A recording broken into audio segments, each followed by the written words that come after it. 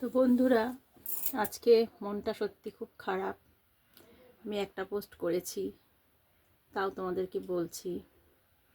আজকে সেই আমাদের জীবনের অভিশপ্ত দিন, যে দিনে আমার শ্বশুর বাবা আমাদের ছেড়ে চলে গেছেন।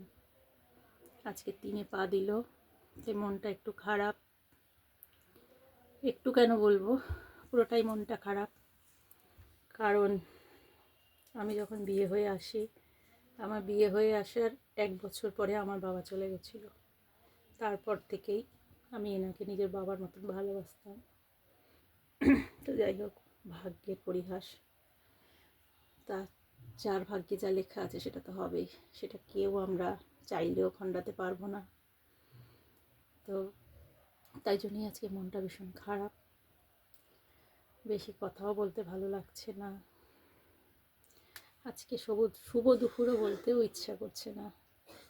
আজকে তোমরা একটু মানিয়ে গুছিয়ে নিও। হ্যাঁ, দেখো, মনটা রোজই খারাপ হয়, কিন্তু আজকের দিনটা বিশেষ খারাপ। একটা মানুষ যখন ঘরে থাকে, তারপরে সে যখন চলে যায়, তখন স্মৃতিগুলো তার প্রত্যেকটা ঘরের কোনায় কোনায় থাকে। তো প্রত্যেক দিনের কাজকর্মের মাধ্যমে আমাদের স্মৃতিগুলো মনে পড়ে। এইটা ধরলে এইটা ছিল, ওটা ধরলে ওইটা ছিল, ওইটা করতো, ওইটা খেত, এগুলো তো আছেই।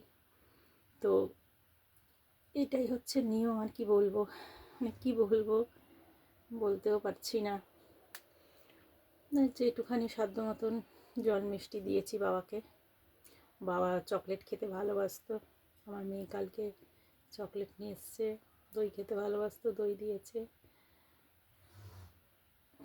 একটাই কথা বলবো, যেখানে থেকো ভালো থেকো।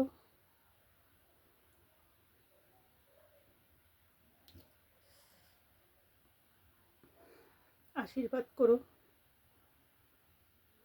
এটাই চাই।